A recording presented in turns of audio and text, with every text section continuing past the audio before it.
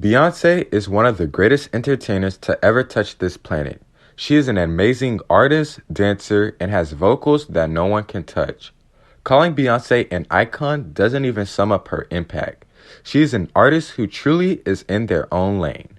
From stellar performances to some of the greatest works we've seen, Beyoncé is a legend, and she has been in the game for over 24 years, dominating it. There was once a time when the media turned their back on Beyoncé and almost ended her career.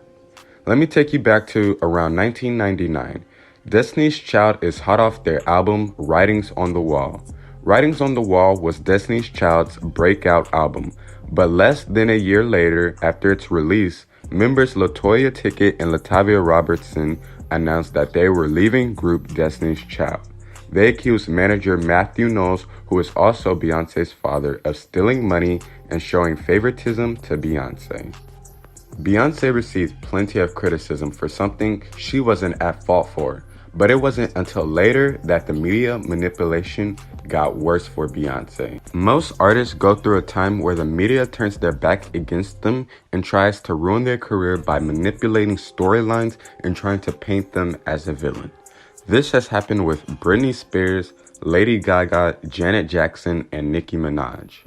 In the year 2000, LaToya and Latavia were replaced by members Farrah Franklin and Michelle Williams. Michelle and Farrah were seen lip-syncing to LaToya and Latavia's vocals in the Say My Name music video. LaToya and Latavia told the media that they weren't aware of the new members, which ruined Beyoncé's reputation even more. Then, to push the envelope even more, in less than 5 months, Farrah Franklin was kicked out the group in a MTV Access segment. You could tell that episode that there was trouble in paradise the entire time. Anything else? Okay. That's the last flight out of here? Yes, sir. You might have to go straight to the airport. Okay. I don't have no luggage. I'm rolling. But it's better for you to go home than not have luggage. No, it's not. It's not? Because where y'all coming out there? Well, somebody can send your luggage. But then I'm going to have to wait for 4 days before I get all my stuff. Well, it's either that or you're going to probably miss your flight. We have nothing against her, but we just felt like we can continue on as a trio, and that's what we're doing. Beyoncé's image was tarnished heavily. Although she wasn't the only person in the group, Beyoncé received most of the hate in the group. She was painted as a villain for a lot of this. Beyoncé was labeled a diva, the media antagonized her, and made plenty of jokes about her.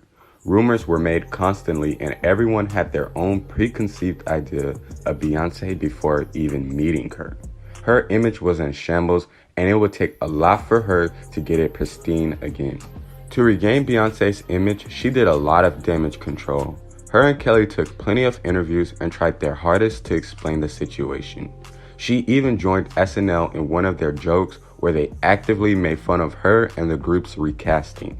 And lastly, she created great music. Survivor, Destiny's Child's third album, is easily Destiny's Child's most recognizable era. From chart toppers like Independent Woman to 600,000 albums sold first week, Beyoncé and Destiny's Child were on top. That's it for this video. Tell me if you enjoyed this video and tell me if I should make this a series. Other than that, make sure to like, comment, and subscribe, and Ariel has spoken.